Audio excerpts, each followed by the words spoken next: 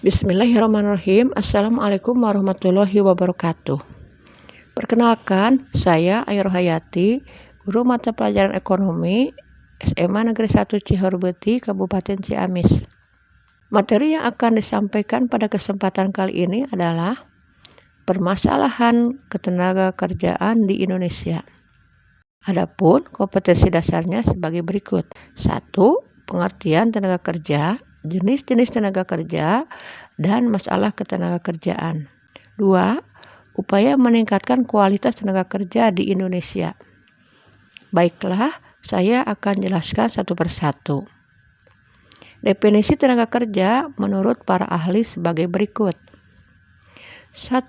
Menurut Undang-Undang Nomor 13 Tahun 2003, tenaga kerja adalah setiap orang yang mampu melakukan pekerjaan guna menghasilkan barang atau jasa, baik untuk memenuhi kebutuhan sendiri maupun untuk memenuhi kebutuhan masyarakat.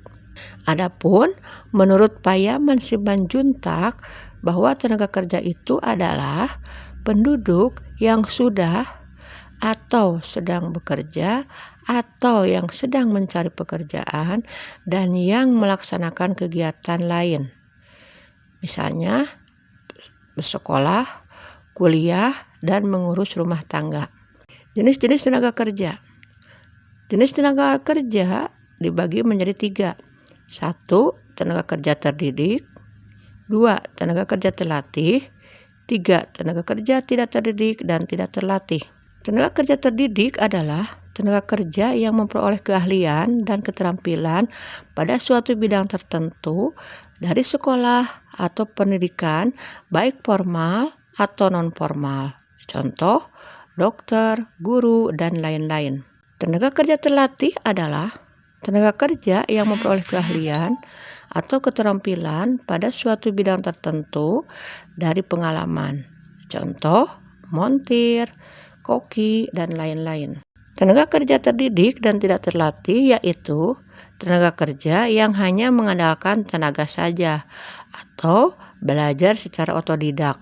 Contoh, kuli bangunan, pembantu rumah tangga. Masalah ketenagakerjaan. Masalah ketenagakerjaan di Indonesia diantaranya sebagai berikut. 1. Kualitas tenaga kerja yang rendah. Kualitas tenaga kerja yang rendah bisa dilihat dari tingkat pendidikan yang rendah atau belum memadai dengan jenis pekerjaan yang tersedia. Di samping itu, kualitas pendidikan yang rendah dapat juga mengakibatkan rendahnya kualitas tenaga kerja. Hal ini tentu akan berakibat pada penguasaan ilmu pengetahuan dan teknologi yang rendah pula. 2. Jumlah angkatan kerja tidak seimbang dengan kesempatan kerja.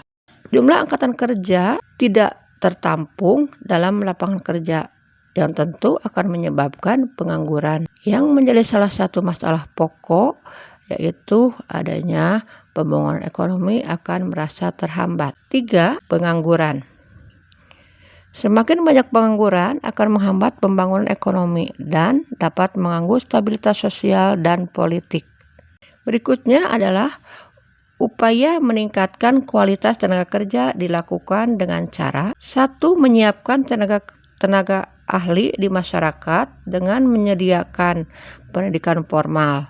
Misal, menyelenggarakan program wajib belajar 9 tahun, banyak mendirikan sekolah-sekolah kejuruan, memberikan mata kuliah kewirausahaan.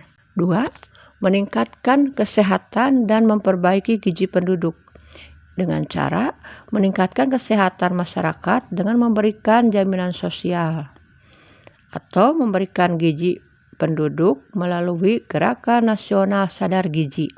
3. Mengadakan pelatihan tenaga kerja. 4. Memberikan pelatihan dan keterampilan kepada para pencari kerja melalui kursus-kursus yang didirikan oleh pemerintah atau swasta. 5. Pengiriman tenaga kerja ke luar negeri yang bertujuan untuk meningkatkan pengetahuan dan keahlian tenaga kerja.